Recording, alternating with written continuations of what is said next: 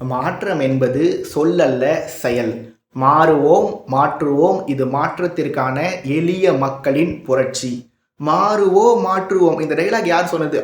எங்க அண்ணன் அண்ணாமலை, தி லீடர்ஸ் அண்ணாமலை அவர்கள் சொல்லியிருக்காருங்க. மாறுவோம், மாற்றுவோம்.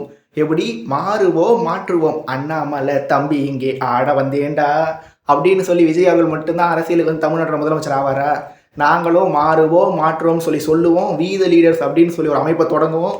நாங்கள் 2031 தமிழ்நாடு ஆட்சியை பிடிப்போம் அப்படின்னு சொல்லி அண்ணாமலை அவர்களோட ஆதரவாளர்கள் என்னதான் சுற்றிட்டு இருந்தாலுமே, மாற்றம் என்பது சொல்லல்ல செயல். மாறுவோம், மாற்றுவோம். இது மாற்றத்திற்கான எளிய மக்களின் புரட்சி அப்படின்னு சொல்லி சொன்னது வி த லீடர்ஸ் அண்ணாமலை இல்லை, தமிழ் தேசிய இனத்தின் ஒற்றை நம்பிக்கையான நாம் தமிழ் கட்சியின் தலைமை ஒருங்கிணைப்பாளர் திரு செந்தமிழன் சீமான் அவர்கள். திரு சீமான் அவர்கள் சமீபத்தில் தன்னோட நாம் தமிழ் கட்சியில் சேரத்துக்காக 1000க்கும் அதிகமான நபர்கள் வந்திருந்தாங்க. அவங்க எல்லாரும் கட்சியில் சேர நிகழ்வை முன்னிட்டு எப்பவும் போல திரு சீமான் அவர்கள் ஒரு 80 நிமிஷம் பேசியிருந்தார். அந்த 80 நிமிஷ பேச்சில் திரு சீமான் அவர்கள் கடைசியாக தன்னோட மேடை பேச்சில் எண்ணற்ற விமர்சனங்களை, ஆட்சிக்கு எதிரான எண்ணற்ற பாயிண்ட்டுகளை முன் வச்சிருப்பாரு. எங்கே விட்டாரோ அங்கே ஆரம்பித்து கடைசியாக தன்னோட மேடை பேச்சு தொடங்குறதுக்கு முன்னாடி நாள் வரைக்கும் நடந்த எல்லாத்தையுமே கரெக்டாக வரிசைப்படுத்தி ஒன் ஆஃப்டர் ஆனதர்னு சொல்லி பாலுக்கு பால் சிக்ஸர் அடிச்சுட்டு பேசிட்டு போயிருந்தாரு. அப்படி அந்த பேச்சில் திரு சீமான் அவர்கள் கவர் பண்ணாத டாப்பிக்கே இல்லை. அவர் உண்மையிலேயே ஸ்கிரிப்ட் இல்லாமல் தான் பேசுகிறாரா, இல்லை மைக் இருக்க போடியத்தில் யாருக்குமே தெரியாத மாதிரி, பார்க்குற யாருக்குமே தெரியாத மாதிரி ஒரு ஸ்கிரிப்ட் பேப்பரை வச்சுட்டு அந்த ஸ்கிரிப்ட் பேப்பரில் இந்த பாயிண்ட், அடுத்த பாயிண்ட், அதுக்கு அடுத்த பாயிண்ட், இந்த சீக்வன்ஸில் தான் நாம் ஒன்று ஒன்றா டச் பண்ணி பேச போகிறோம் அப்படின்ற ஒரு ஸ்கிரிப்ட் பேப்பரை பார்த்து திரு சீமான் அவர்கள் ஒரு பாயிண்ட்டாக பேசினாரன்றது தெரிஞ்சுக்க நான் ரொம்ப ரொம்ப ஆவலாக இருக்கேன்.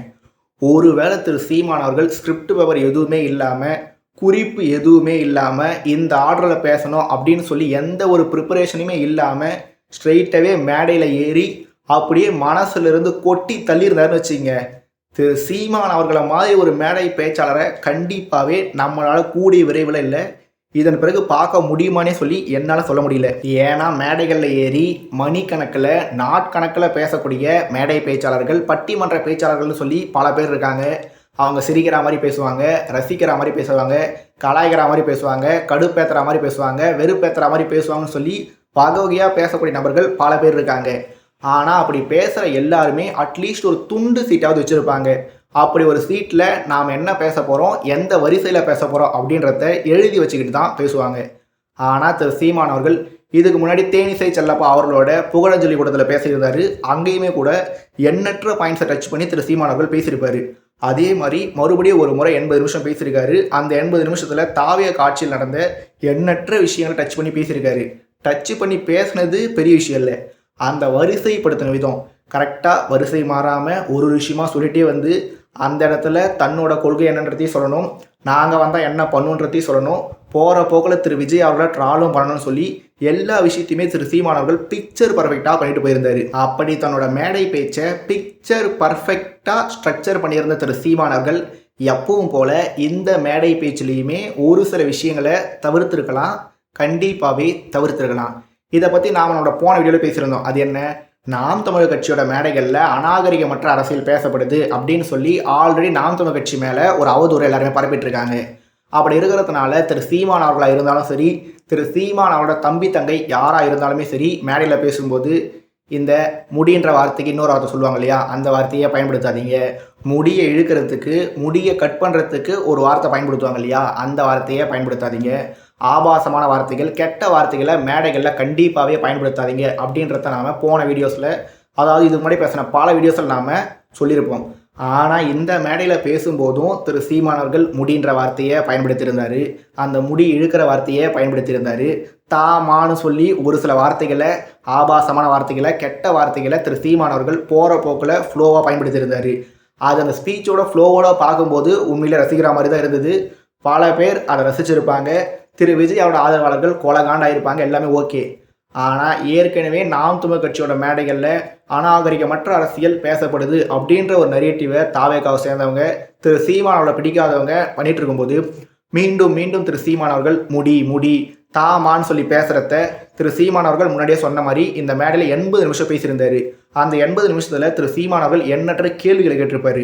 அப்படி அவர் கேட்ட கேள்விகளுக்கு பதில் சொல்ல முடியாத தாவேக்கானர் பார்த்தீங்களா, ஒரு அரசியல் கட்சியோட தலைவர் போயிட்டு மேடையில் போய் தானு பேசுறாரு, முடின்னு பேசுறாரு. இதெல்லாம் ஒரு அரசியல் தலைவருக்கு அழகா அப்படின்னு சொல்லி இதை பெருசா ஃபோக்கஸ் பண்ணி பேசிட்டு இருக்காங்க. கேட்ட கேள்விக்கு அவங்களால பெரிய அளவில் தரவுகளோட பதில் சொல்ல முடியல. அதனால விவாதத்தில் தோற்பவன் அவதூறை கையில் எடுப்பான் அப்படின்னு சொல்லி எப்பவும் போல அவங்க அவதூறை கையில் எடுத்துட்டாங்க. அவங்க அவதூறை கையில் எடுத்து பரப்புறதுக்கு ஏற்ற மாதிரியே திரு சீமான் அவர்கள் மேடைக்கு மேடை தா மா முடின்னு சொல்லி பேசினார்னா அவ்வளோ விஷயம் 80 நிமிஷம் மூச்சை பிடிச்சி அவ்வளவு கருத்துக்களை பதிவு பண்ண பிறகு இந்த ஒற்றை வார்த்தை, இந்த ஒற்றை கெட்ட வார்த்தை எல்லாமே பார்க்கும்போது திரு சீமான் அவர்களை ஒரு கெட்டவராக ப்ரொஜெக்ட் பண்ணுறதுக்கு எல்லாருமே இந்த மாதிரி விஷயங்களை பயன்படுத்திக்கிறாங்க.